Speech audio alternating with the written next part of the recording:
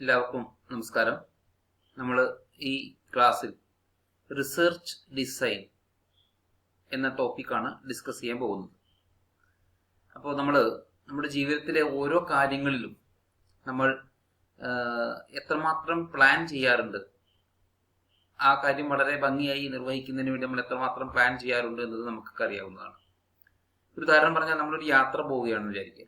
ഒരു കോളേജിൽ നിന്ന് ഒരു ടൂർ പോകുന്ന സമയത്ത് നമ്മൾ ആ ടൂറ് എങ്ങോട്ടൊക്കെ പോകുന്നത്, ഏതൊക്കെ സമയത്ത് നമ്മൾ എവിടെയെല്ലാം എത്തും, അവിടെ എങ്ങനെ നമ്മൾ താമസിക്കും, അതിന് എത്ര രൂപ ചെലവ് വരും, ഭക്ഷണം കഴിക്കുന്ന എവിടെയാണ്, ഏതെല്ലാം വഴികളിലൂടെ പോയി എവിടെ തിരിച്ചെത്തും എന്നിട്ട് തുടങ്ങിയ എല്ലാ കാര്യങ്ങളും നമ്മൾ ടൂറ് പോകുന്നതിന് മുമ്പ് തന്നെ, നമ്മൾ ടൂറ് ആരംഭിച്ച് തിരിച്ചെത്തുന്നത് വരെയുള്ള മുഴുവൻ കാര്യങ്ങളും നമ്മൾ പ്ലാൻ ചെയ്യാറുണ്ട്.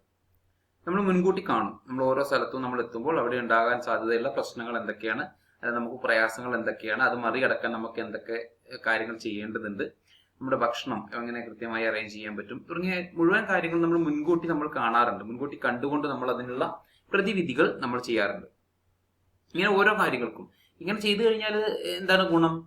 നമ്മൾ അവിടെ എത്തുമ്പോഴുള്ള പ്രയാസങ്ങളോ അല്ലെങ്കിൽ നമുക്ക് അപ്രതീക്ഷിതമായി വരാവുന്ന പ്രശ്നങ്ങളോ കുറയ്ക്കാൻ സാധിക്കും. പൂർണ്ണമായി ഒഴിവാക്കാൻ സാധിച്ചില്ലെങ്കിൽ നമുക്ക് ആ ഒരു സാഹചര്യത്തിൽ നമുക്ക് മുൻകൂട്ടി കാണുമ്പോൾ നമുക്ക് അവിടെ അങ്ങനെ ഒരു പ്രശ്നം വരാതിരിക്കാനുള്ള സാധ്യത നമുക്ക് മുൻകൂട്ടി കാണാൻ പറ്റും. പലപ്പോഴും നമുക്കറിയാം, പല സ്ഥലങ്ങളിലും പോകുമ്പോൾ ചില സ്ഥലങ്ങളിൽ നമ്മൾ ഭക്ഷണം ലഭിക്കാത്ത സ്ഥലങ്ങളുണ്ട്. എല്ലാവർക്കും ഭക്ഷണം ലഭിക്കാൻ സാധ്യതയില്ല. അപ്പൊ നമ്മൾ ഭക്ഷണം മുൻകൂട്ടി നമ്മൾ തയ്യാറാക്കി കൊണ്ടുപോകും. ഇങ്ങനെ ഓരോ കാര്യങ്ങളും നമ്മൾ മുൻകൂട്ടി കാണുന്ന സാഹചര്യത്തിൽ നമുക്ക് അപ്പോൾ ഒരുപാട് ചെലവുകൾ കുറയ്ക്കാൻ പറ്റും. അതായത് നമ്മൾ ഒരു സ്ഥലത്ത് നമ്മൾ താമസം അറേഞ്ച് ചെയ്തിട്ടില്ല, അപ്പൊ അതിനുവേണ്ടി നമ്മൾ വേറെ ഒരുപാട് ദൂരെയുള്ള സ്ഥലത്ത് പോയി വളരെ കൂടിയ ചെലവ് താമസിക്കേണ്ടി വന്നാൽ നമുക്ക് ഒരുപാട് ചെലവ് വരും.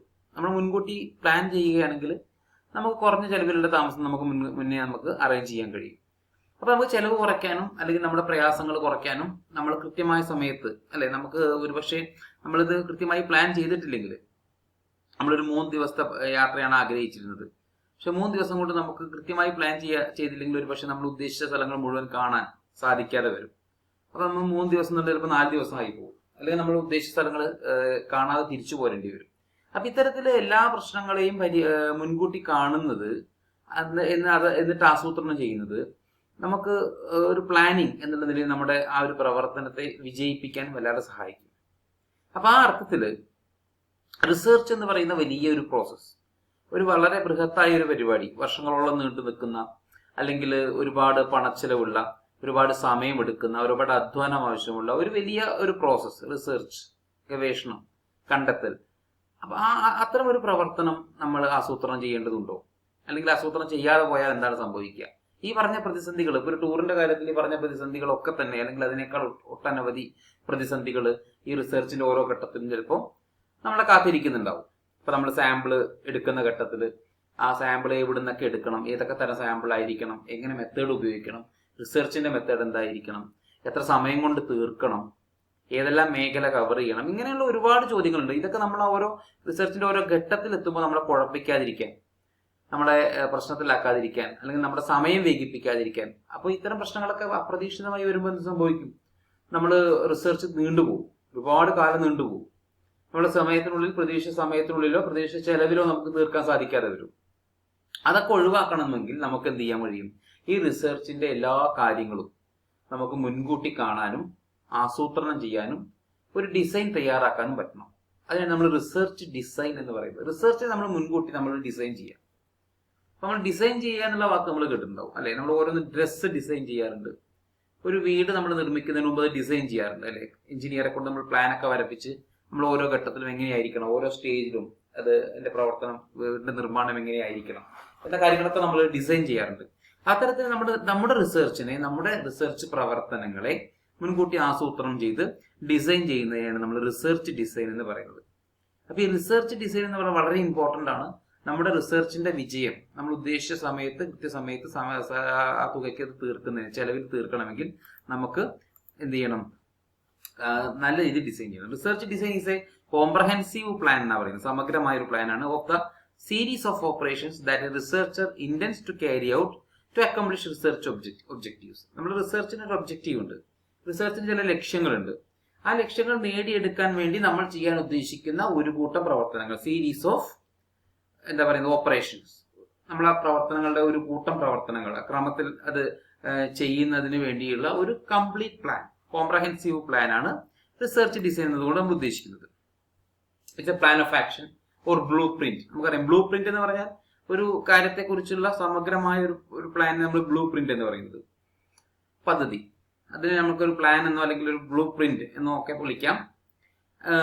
ഈ റിസർച്ച് ഡിസൈനിൽ നമ്മൾ ഈ നേരത്തെ പറഞ്ഞ ചോദ്യങ്ങൾക്കൊക്കെ ഉത്തരം കൊടുക്കുന്നുണ്ട്. എന്തിനാണ് ഈ റിസർച്ച് ചെയ്യുന്നത്, എന്തുകൊണ്ട് ചെയ്യുന്നു, ഏത് രീതിയിൽ, ഹൗ, അല്ലെങ്കിൽ ഏത് സമയത്തിനുള്ളിൽ നമ്മൾ ചെയ്യുന്നു, ഏത് സമയം. നമ്മൾ ഉദാഹരണം പറഞ്ഞാൽ 2019, 20, 21 വർഷങ്ങളിലെ ഇന്ത്യയുടെ സാമ്പത്തിക വളർച്ച. അപ്പൊ നമ്മൾ ഈ കാലയളവിലെ കാര്യങ്ങളാണ്. അപ്പൊ ഏത് കാലയളവിലെ കാര്യങ്ങളാണ് പഠിക്കുന്നത്, എന്തിനാണ് പഠിക്കുന്നത്, എന്താണ് നമ്മുടെ ലക്ഷ്യം, അത് ഏത് രീതിയിലാണ് നമ്മൾ ചെയ്യുന്നത്, ഇങ്ങനെ എല്ലാ ചോദ്യങ്ങൾക്കുള്ള ഉത്തരം ഈ റിസർച്ച് ഡിസൈനിൽ ഉണ്ടാവും. ഈ ചോദ്യങ്ങൾക്കൊക്കെ ഉത്തരം കൊടുക്കുന്ന ഒന്നാണ് റിസർച്ച് ഡിസൈൻ. അതിൽ നമുക്ക് നമ്മളെ റിസർച്ചിനെ കുറിച്ചുള്ള മുഴുവൻ വിവരങ്ങളും ഉൾപ്പെടുത്താറാണ് പതിവ്. അപ്പൊ നമുക്ക് benefits of research design, research design കൊണ്ട് എന്തെല്ലാം നേട്ടങ്ങളുണ്ട് എന്ന് നമ്മളോട് ചോദിച്ചാൽ നമുക്ക് ഈ പറഞ്ഞതൊക്കെ പറയാൻ പറ്റും അല്ലെ.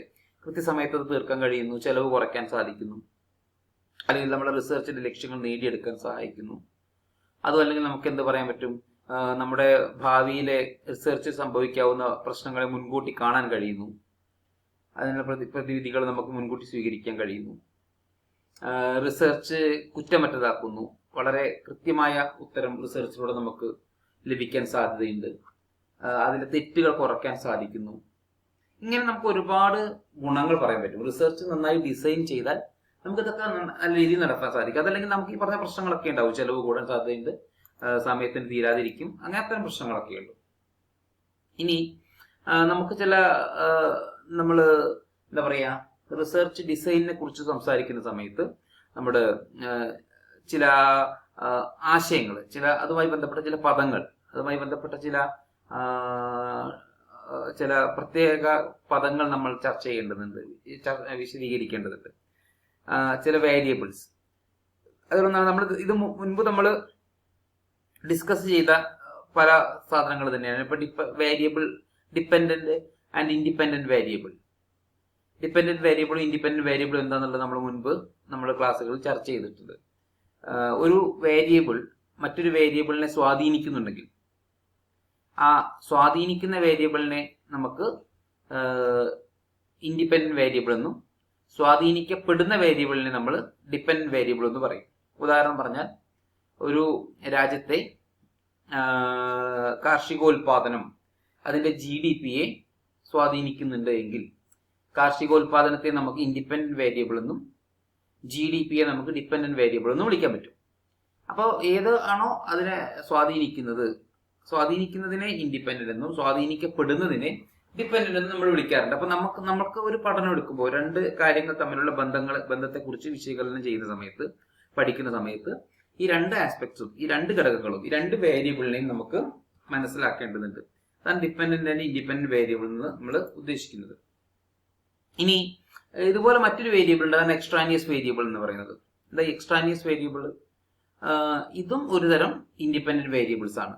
പക്ഷെ അവിടെ നമ്മൾ എന്ത് ചെയ്യാൻ ഉദ്ദേശിക്കുന്നില്ല, അതിനെ നമ്മൾ ഇവിടെ പഠന വിധേയമാക്കാൻ ഉദ്ദേശിക്കുന്നില്ല.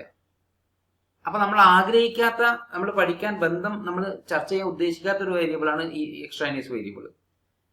അപ്പൊ അതിന്റെ കടന്നു വരവ് നമ്മൾ എന്ത് ചെയ്യും, നമ്മുടെ പഠനത്തെ ദോഷകരമായ രീതിയിൽ എന്ത് ചെയ്യും, തെറ്റായ രീതിയിൽ കൊണ്ടെത്തിക്കാൻ സാധ്യതയുണ്ട്. അപ്പൊ ഇതൊരു ഒരുതരം വേരിയബിൾ ആണ്. പക്ഷെ ഇതിനെ നമ്മൾ കൺട്രോൾ ചെയ്യേണ്ടതുണ്ട്, ഇതിനെ നമ്മൾ എന്ത് ചെയ്യാറുണ്ട്, മാറ്റി നിർത്തേണ്ടതുണ്ട്. ഉദാഹരണം പറഞ്ഞാൽ ഒരു ലളിതമായ എക്സാമ്പിളിലൂടെ നമുക്ക് പറയാം. ഒരു ട്രെയിനിങ്ങിന്റെ ഇഫക്റ്റ്, ഒരു ട്രെയിനിങ് എങ്ങനെയാണ് തൊഴിലാളികളുടെ പെർഫോമൻസിനെ ബാധിക്കുന്നത് എന്നാണ് നമ്മൾ പഠിക്കാൻ ആഗ്രഹിക്കുന്നത്. അപ്പൊ നമ്മൾ എന്ത് ചെയ്യുന്നുണ്ട്, ആളുകൾക്ക് രണ്ട് ഗ്രൂപ്പിനെ നമ്മൾ സെലക്ട് ചെയ്തു. ഒരു ഗ്രൂപ്പിന് നമ്മൾ ട്രെയിനിങ് കൊടുക്കുന്നില്ല, 50 പേരടങ്ങുന്ന ഒരു ഗ്രൂപ്പിന് ട്രെയിനിങ് കൊടുക്കുന്നില്ല, അവരുടെ പെർഫോമൻസ് നമ്മൾ വിലയിരുത്തുന്നു. ഇനി രണ്ടാമത്തെ ഒരു ഗ്രൂപ്പ് ഉണ്ട്, അവർക്ക് നമ്മൾ ട്രെയിനിങ് കൊടുത്തതിന് ശേഷമുള്ള അവരുടെ പെർഫോമൻസിനെ നമ്മൾ വിലയിരുത്തുന്നു. അപ്പൊ നമ്മൾ രണ്ട് കാര്യമാണ് നമ്മൾ അവിടെ പഠിക്കുന്നത്. ഒന്ന് ട്രെയിനിങ്ങിന്റെ ഇഫക്റ്റ്, നമുക്ക് അതേപോലെ തന്നെ എംപ്ലോയീസിന്റെ പെർഫോമൻസ്. അപ്പൊ ഇഫക്റ്റ് ഓഫ് ട്രെയിനിങ് എന്നുള്ളത് നമുക്കൊരു ഇൻഡിപെൻഡന്റ് വേരിയബിൾ ആയിട്ടും, അതുപോലെ തന്നെ നമ്മുടെ പെർഫോമൻസ് ഓഫ് എംപ്ലോയീസ് എന്നത് ഡിപ്പെൻഡന്റ് വേരിയബിൾ ആയിട്ട് എടുക്കാം. അപ്പൊ നമ്മൾ നോക്കുന്നത് ട്രെയിനിങ് എങ്ങനെ ഈ എംപ്ലോയീസിന്റെ പെർഫോമൻസിനെ സ്വാധീനിക്കുന്നു എന്നുള്ളതാണ്. ഈ രണ്ട് വേരിയബിളിനെ നമ്മൾ പഠിക്കാൻ ഉദ്ദേശിക്കുന്നത്. അപ്പൊ നമ്മൾ പഠിക്കുമ്പോൾ ട്രെയിനിങ് കൊടുത്തു കഴിഞ്ഞാൽ കൊടുത്ത ആളുകൾക്ക് എന്തെങ്കിലും സംഭവിക്കുന്നുണ്ട്, പെർഫോമൻസ് വർദ്ധിക്കുന്നുണ്ട്. അപ്പൊ നമ്മൾ ട്രെയിനിങ് പെർഫോമൻസ് വർദ്ധിക്കുന്നു എന്നൊരു നിഗമനത്തിൽ നമ്മൾ എത്തുമ്പോൾ നമ്മൾ അപ്പുറത്തെ ഗ്രൂപ്പിനെ നമ്മൾ നിരീക്ഷിച്ചു. ട്രെയിനിങ് കൊടുക്കാതെ പെർഫോമൻസ്, അപ്പൊ ട്രെയിനിങ് കൊടുക്കാത്തവരും പെർഫോമൻസ് നടത്തുന്നുണ്ട്. അപ്പൊ നമ്മുടെ പഠനത്തെ നമുക്ക് കൺഫ്യൂഷനായി. ട്രെയിനിങ് കൊടുത്താലും പെർഫോമൻസ് ഉണ്ട്, ട്രെയിനിങ് കൊടുത്തില്ലെങ്കിലും പെർഫോമൻസ് ഉണ്ട്. അതെന്താ കാരണം എന്ന് നോക്കുമ്പോൾ നമുക്ക് ഒരു കാര്യം മനസ്സിലാകുന്നുണ്ട്. ഈ ട്രെയിനിങ് മാത്രമല്ല, ഇവരുടെ എംപ്ലോയീസിന്റെ intelligence level, IQ, intelligence quotient കൂടെ ഇവരുടെ പെർഫോമൻസിനെ ബാധിക്കുന്നുണ്ട്. അപ്പൊ നമ്മൾ ഇന്റലിജൻസ് കോഷ്യന്റ് എന്നുള്ളത് നമ്മൾ പരിഗണിക്കാത്ത ഒരു വേരിയബിൾ ആണ്. പക്ഷെ നമ്മൾ പരിഗണിക്കാത്ത ഇന്റലിജൻസ് കോഷ്യന്റ് എന്നുള്ള വിഷയം കൂടെ ഇവിടെ എന്തിനെ സ്വാധീനിക്കുന്നുണ്ട്? എംപ്ലോയീസിന്റെ പെർഫോമൻസിനെ സ്വാധീനിക്കുന്നുണ്ട്. അപ്പൊ നമ്മൾ ആഗ്രഹിക്കാത്ത അല്ലെങ്കിൽ നമ്മൾ പഠന വിധേയമാക്കാൻ ഉദ്ദേശിക്കാത്ത ഒരു വേരിയബിളിന്റെ സ്വാധീനം അവിടെ കടന്നു വരികയാണ്. നമ്മൾ പഠനത്തെ, നമ്മൾ റിസൾട്ടിനെ അത് തെറ്റായ രീതിയിലേക്ക് എത്തിക്കാനുള്ള സാധ്യതയുണ്ട്. അത്തരം വേരിയബിളിനാണ് നമ്മൾ എക്സ്ട്രാനിയസ് വേരിയബിൾ എന്ന് പറയുന്നത്. അപ്പോൾ അതും സ്വാധീനിക്കുന്ന വേരിയബിളിനെ നമുക്കൊക്കെ ഇൻഡിപെൻഡന്റ് വേരിയബിൾ എന്ന് പറയാം. അപ്പൊ എക്സ്ട്രാനിയസ് വേരിയബിളും ഇൻഡിപെൻഡന്റ് വേരിയബിൾ ആണ്. പക്ഷെ നമ്മളത് പഠനത്തിന് എടുക്കാൻ ഉദ്ദേശിച്ച സാധനം അല്ല എന്ന് മാത്രമേ വ്യത്യാസമുള്ളൂ. അപ്പൊ അതുകൊണ്ട് these are not related to study. The effect of extraneous variable on dependent variable is technically known as experimental error. അപ്പൊ ഇതിന്റെ ഈ ഇഫക്റ്റിനെ നമ്മൾ എക്സ്പെരിമെന്റൽ എറർ എന്ന് വിളിക്കേണ്ടി വരും. കാരണം അവിടെ ചെറിയൊരു എറർ ഉണ്ട്. കാരണം നമ്മൾ ഈ പഠനത്തിന്റെ അടിസ്ഥാനത്തിൽ നമ്മൾക്കൊരു നിഗമനത്തിൽ എത്തുമ്പോൾ തെറ്റ് സംഭവിക്കാൻ സാധ്യതയുണ്ട്. കാരണം അവിടെ IQ എന്നുള്ളൊരു സാധനം കൂടെ, എന്നൊരു വേരിയബിൾ കൂടെ അവിടെ എന്ത് ചെയ്യുന്നുണ്ട്? സ്വാധീനിക്കുന്നുണ്ട്. ഓക്കെ. ദെൻ കൺട്രോൾ എന്നുള്ളൊരു വാക്ക് എന്താ ഉദ്ദേശിക്കുന്നത് വെച്ചാൽ, if we can design the research by minimizing the effect of extraneous variable, it is called control. ഈ തരത്തിലുള്ള നമ്മൾ ആഗ്രഹിക്കാത്ത അല്ലെങ്കിൽ വേറൊരു വേരിയബിളിന്റെ ഇടപെടൽ, അതിന്റെ സ്വാധീനം കുറയ്ക്കുന്ന രീതിയിൽ നമുക്ക് ഡിസൈൻ ചെയ്യാൻ പറ്റുന്നുണ്ടെങ്കിൽ, അല്ലെങ്കിൽ നമ്മുടെ ഡിസൈനിങ് പരമാവധി എന്ത് ചെയ്യുന്നുണ്ട്? ഈ എക്സ്ട്രാനിയസ് വേരിയബിളിന്റെ സ്വാധീനത്തെ അല്ലെങ്കിൽ ഇടപെടലിനെ കുറയ്ക്കാൻ പറ്റുന്ന രീതിയിൽ ഡിസൈൻ ചെയ്താൽ നമുക്ക് അതിനെ കൺട്രോൾ എന്ന് വിളിക്കാൻ പറ്റും. ഒരു എക്സാമ്പിൾ ഇവിടെ നമുക്ക് എന്ത് ചെയ്യാൻ പറ്റും? ഇപ്പൊ നേരത്തെ പറഞ്ഞ എക്സാമ്പിളിൽ ട്രെയിനിങ് ബാധിക്കുന്നുണ്ടെന്നറിയാൻ രണ്ട് ഗ്രൂപ്പിലും, ട്രെയിനിങ് കൊടുക്കുന്ന ഗ്രൂപ്പിനും ട്രെയിനിങ് കൊടുക്കാത്ത ഗ്രൂപ്പിനും ഒരേ IQ ലെവലുള്ള ആളുകളെ സെലക്ട് ചെയ്യണം. ഒരേ IQ ലെവലുള്ള ആളുകളാണ് രണ്ട് ഗ്രൂപ്പിലെങ്കിൽ നമുക്ക് എന്ത് നോക്കാൻ പറ്റും? ട്രെയിനിങ് കൊടുക്കുമ്പോൾ ഇവരുടെ പെർഫോമൻസ് കൂടുന്നുണ്ടോ നോക്കാം. കാരണം അവിടെ IQ എന്നുള്ളത് ദോഷമായി ബാധിക്കുന്നില്ല, അല്ലെങ്കിൽ ഇൻഫ്ലുവൻസ് ചെയ്യുന്നില്ല. കാരണം രണ്ട് ഗ്രൂപ്പിനും ഒരേ IQ ലെവലുള്ള ആളുകളാകുമ്പോൾ നമുക്ക് അതിന്റെ ആ വേരിയബിളിന്റെ സ്വാധീനത്തെ നമുക്ക് തടയാൻ പറ്റും. രണ്ട് തരം IQ ലെവലുള്ള ആളുകളാണ് രണ്ട് ഗ്രൂപ്പിലുണ്ടെങ്കിൽ നമുക്ക് എന്ത് ചെയ്യാൻ കഴിയില്ല, ഉറപ്പിച്ച് പറയാൻ പറ്റില്ല. ട്രെയിനിങ്ങിന്റെ ഇഫക്റ്റ് ആണോ പെർഫോമൻസ് കൂടുന്നത്, അതോ ഇവരുടെ IQ ലെവലിലുണ്ടായ വ്യത്യാസമാണോ, അല്ലെങ്കിൽ IQ ലെവലിലുള്ള വ്യത്യാസമാണോ പെർഫോമൻസ് വർദ്ധിക്കാൻ കാരണം എന്ന് ഉറപ്പിച്ച് പറയാൻ പറ്റാത്ത സാഹചര്യം ഉണ്ടാവും. അപ്പൊ നമുക്ക് ഒരേ IQ ലെവലുള്ള ആളുകളെ രണ്ട് ഗ്രൂപ്പ് എടുത്തു കഴിഞ്ഞാൽ ട്രെയിനിങ് കൊടുത്തവർക്ക് കൂടുന്നുണ്ടോ എന്ന് നമുക്ക് പറയാൻ പറ്റും. അപ്പൊ ഇത്തരത്തില് നമ്മൾ റിസർച്ച് ഡിസൈൻ ചെയ്യുന്ന സമയത്ത് എക്സ്ട്രാനിയസ് വേരിയബിളിന്റെ ആ ഇൻഫ്ലുവൻസിനെ കുറയ്ക്കാൻ കഴിയുന്നുണ്ടെങ്കിൽ നമുക്ക് അതിനെ എന്ത് പറയാൻ പറ്റും? കൺട്രോൾ എന്ന് പറയാൻ പറ്റും. Okay. Then next one is confounded relationship എന്ന് പറയുന്നത്. കോൺഫൗണ്ടഡ് റിലേഷൻഷിപ്പ് എന്ന് പറയുന്നത്, if the dependent variable is not free from the influence, control ഇല്ലെങ്കിൽ അതായത് നമുക്ക് ആ എക്സ്ട്രാനിയസ് വേരിയബിളും ഈ ഡിപെൻഡന്റ് വേരിയബിളും തമ്മിലുള്ള ബന്ധത്തിൽ നമുക്ക് കോൺഫൗണ്ടഡ് റിലേഷൻഷിപ്പ് എന്ന് വിളിക്കാൻ പറ്റും. അപ്പോൾ കൺട്രോളിന്റെ നേരെ ഓപ്പോസിറ്റ് ആണിത്. കൺട്രോൾ കുറവുള്ള സാഹചര്യമാണ് ഇവിടെ നമ്മൾ ചർച്ച ചെയ്യുന്നത്. ഓക്കെ.